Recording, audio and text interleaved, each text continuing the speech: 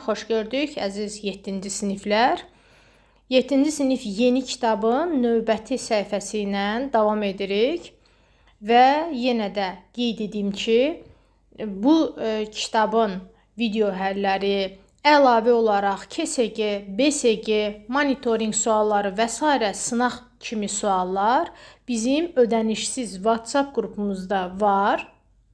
WhatsApp qrupunun linkini açıqlamadan götürə bilərsiniz və ya bu şəkildə QR kodu oxutmaqla daxil ola bilərsiniz. Və eyni zamanda bir şey xahiş edeyim ki, kanalımızın böyüməsi üçün abunə olmayan izləyicilərdən xahişim budur ki, kanalımızda izləyici sayının artması üçün sizin dəstəyinizə ehtiyacım var. Mütləq kanala abunə olun, mütləq like eləyin, nəsə bir komment yazın və kimlənsə paylaşın. İndi isə davam edək və ənənəmizə sadiq qalaraq hər mövzuda mən sizə bir konspekt verirəm. Dediyim kimi bu konspekti həm də qrupa da göndərəcəm. Amma konspektin bütöv PDF şəklində əldə eləmək istəyirsinizsə, mənə yazın, nömrəmi də qeyd edəcəm açıqlamada. Birbaşa PDF şəklində əldə edib, çıxartdırıb, qayda kimi əlinizin altında saxlaya bilərsiniz. Bu da bizim qaydamız. Mən ekranda saxlayacağım ki, siz onu ya skrin eləyin, ya saxlayıb öyrənin. Ondan sonra davam eləyək. Bəli, artıq davam eləyək, əziz şagird. Deməli, 13-cü sualda bizdə nə deyir? Verilmiş ədədlərin modulunu tapın. Dediyim kimi, sən əvvəlcə mənim konspektimdən modul nədir onu öyrəndin. Kitabın əslində özündə də var, öyrənə bilərsiniz. Və gəl indi bu misalları həll eləyək.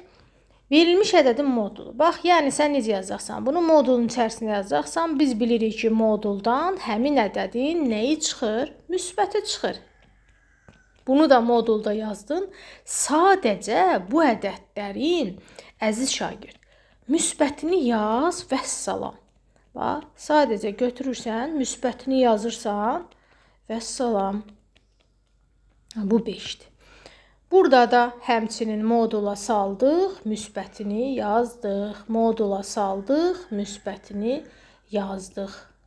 Və salam. Bax, bu cür yazılacaqdı. Çox sadə misaldır.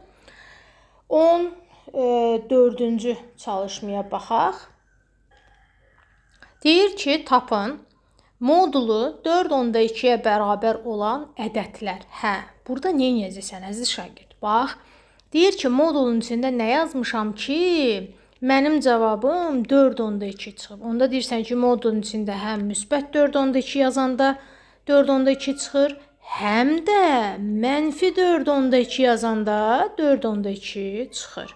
İndi B bəndi yenə də deməli həm modul müsbət 7/7-4 yazırsan, həm də modulun içində mənfi 7/4 yazırsan, hər ikisindən cavab 7/4 çıxır.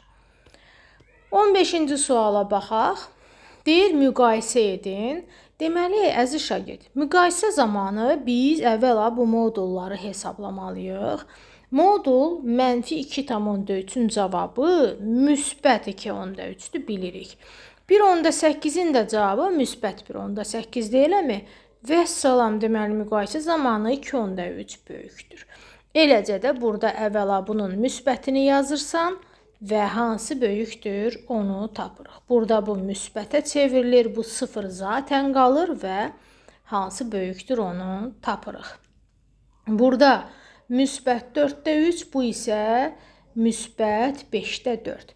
Məxrəcləri müxtəlif olan kəsirləri müqayisə zamanı biz onları eyni məxrəcə gətirirdik. Məsələn, bunu 5-ə vururam, bunu isə 4-ə vururam. Deməli, nə alınır? Buradan yazacağam. 20-də 15 birinci kəsirdir. 20-də 16 ikinci kəsirdir. Deməli, birinci kiçikdir. Bura baxıram. Bunun cavabı müsbət 0,100%. Bunun cavabı müsbət 10%. Təbii ki də 10% daha böyükdür. 16-cı tapşırığa baxırıq. Deyir hesablayın. Birinci növbədə mən yenə modulların hər birindən cavab çıxardıram. -6/1 eləyir. Deməli, -6/1 üstə gəlirəm. Bu isə eləyir -3/1.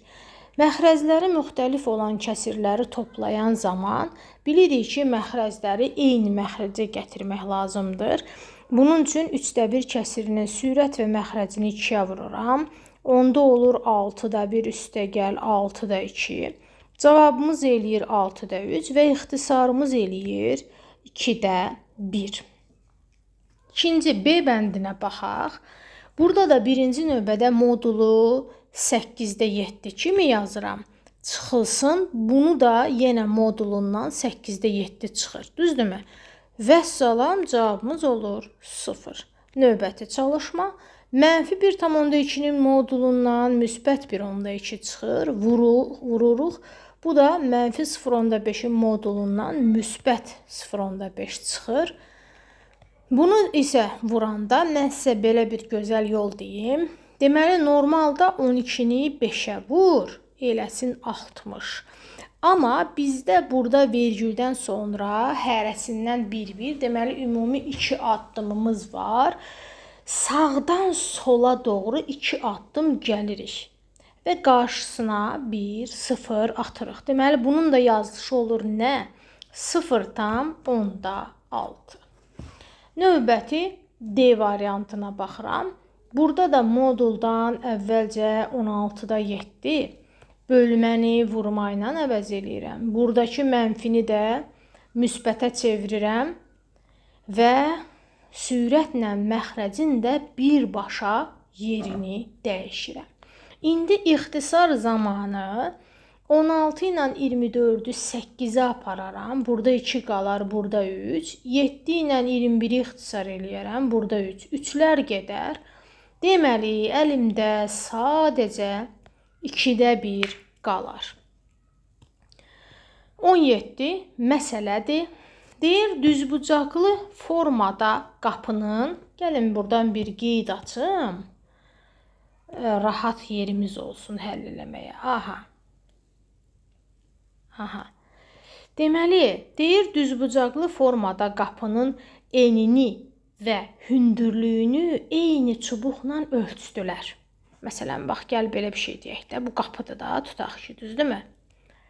Bax, bu qapıdır. Eyni çubuqla, yəni məsələn, bir əlimizdə deyir bir çubuğumuz var, tutaq ki, belə bir çubuğumuz var və bunu başlayıblar, ölçüblər. Ya balaca da ola bilər və s. Ölçüblər. Qapının eni 3 çubuq oldu. Elə bil ki, bu həmən çubuq nədirsə, gəlin belə eləyək də. Bunu başqa bir rəng seçəcəm çubuq olaraq. Bax, 1, 2, 3 dənə qoyublar. Eynidir də, amma belə. Bildiniz necə? 3 dənə qoyublar, eyni düzəlib. Hündürlüyü isə 7 çubuq qədərində olub. Belə bir 1, 2, 3, 4. Bu da 7 çubuq olub. Bax, bu 7, bu da 3. Deyir, bu qapının eni 1 metr olarsa, hündürlüyü neçə metrdir? Deməli, əziz şagird, bax, mən çubuğun ölçüsünü, uzunluğunu bilirəm, xeyr. Gəl çubuq X deyək. Onda qapının eni 3 çubuqdursa, yəni 3x deyilmi? Bəli. Bu da deyir ki, qapının eni 1 metrdir. Deməli, mən bunu bərabərdir 1 yazacağam. Əla. Onda x-i tapmaq üçün 1/3 olacaq. Bu 1. Və dəyərli şagird. İndi deyir ki, qapının hündürlüyü 7 çubuqdursa, yəni 7 dənə x-dir. Bax, hündürlük 7 dənə x-dir. Mən də x-ımı bilirəm axı 3/1-dir. Bunu deməli vuranda bu eləyir 3/7. Bəs bunu qarışıq ədədə çevirsəm neçə olar? 2/3/1 olacaq. Vəssalam. Mənə də deyirdi ki, hündürlük neçə metrdir metrlə. Metrlə 2,3 metrdir. İndi məsələmizi 18-ci məsələyə baxaq. Bunu biraz azaldaq ki, məsələ tam görsənsin. Hətta bunu da biraz azaldaq. Aha. Silirəm buranı. Yəqin ki, aydın oldu. 18-ə baxıram. Deyir ki, robotun hər addımı 7/1 vahidə bərabərdir. O, başlanğıc anda 0 nöqtəsindədir. Yəni, 0-dan başlayır da bu robotumuz bizim. İndi deyir ki, 2 addım irəli komandası icra etdikdə, yəni 2 addım irəli gedəndə 1, 2 gəlib bura çıxacaq. Hər addım da 7/1-dirsə, onda bura 2 dənə 7/1, daha doğrusu nə olacaq? 7/2 olacaq. İndi biraz da azaldım. Aha. Hansı nöqtədə olar? Deməli, oldu 7/2. Bu A variantı idi. İndi B variantına baxıram. Deyir ki, bəs 5 addım geri getsəydi. Geri getmək, bax, beləsinə. 1, 2, 3, 4, 5. Aha, gəldi bura. Hər addım 7/1-dirsə, 5 addım 7/5 eləməyəcək. Bəli. Bəs, ay müəllim, bu axı geri gedirdi. Bax, bu mənfi zonaya gedir. Əla. Deməli, bunun qarşısına nə yazmalıydıq? Mənfi yazmalıydıq. Deməli, cavabımız olacaq -7/5. 19-cu çalışma. Buranı təmizləyirəm. Deyir, ağacın gövdəsində dələnin yuvası şaquli ox üzərində o koordinat başlanğıcına, aha, deməli, bu o bizim dələmizin yuvasıdır. Sərçə S-də burada dayanır. Tırtıl isə T hərfi burada dayanır. Bu isə koordinatı da budur. Deyir, dələnin yuvasına hansı daha yaxındır? Bu bilirsiniz nə istəyir sizdən? Yəni deyir ki, 1/7. Gəlin mən sizə bunu belə şaquli ox yox, üfüqi ox üzərindən göstərək. Tutaq ki, bura dələdir, odur, başlanğıcdır.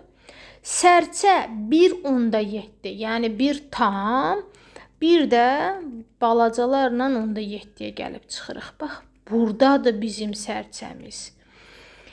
Tırtıl isə -1/5-3. Baxın, 1/5-3-ü onluq kəsirlə yazsaq, bilirik ki, 1/6 deməkdir. Amma mənfi olduğuna görə mən deməli -1 tam, biraz da belə gedib 6 vahid də gedəcəm, olacaq 1/6.